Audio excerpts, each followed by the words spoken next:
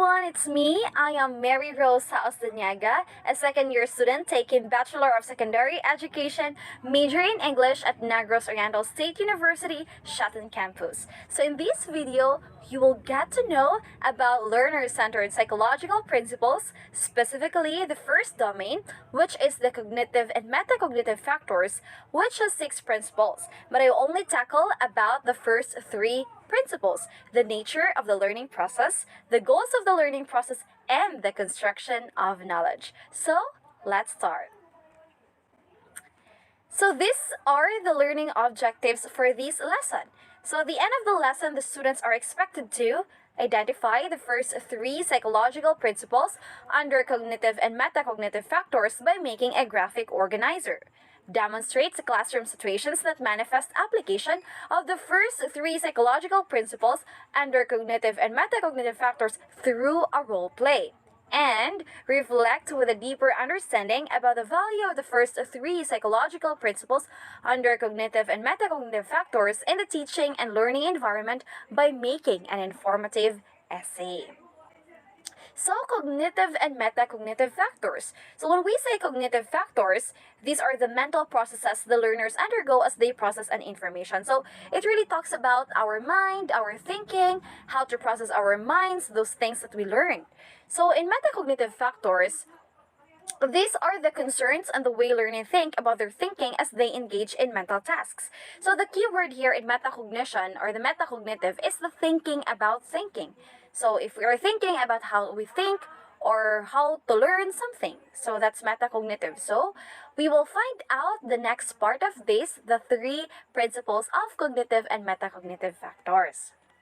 So the first principle, it's the nature of the learning process. So in here, the learning of complex subject matter is most effective when it is an intentional process of constructing meaning from information and experience. So the focus here is the intentional process. So it's really important that the child will have the desires to learn, or have the intention or willingness to learn, so that it would be easy for him to understand directly the topic if he or she is really intentional or intended to learn. So example, if the students are truly wanted to learn how to make a lesson plan and their desire was really intentional, then it would be easy to them to understand the steps involved in making it. So this is what I mean a while ago. So it's an intentional process. So intentional learning environment is one that fosters activity and feedback and creates a culture that promotes metacognition, one in which the learner becomes aware and use tools to enhance his or her learning process. So that's a nature of the learning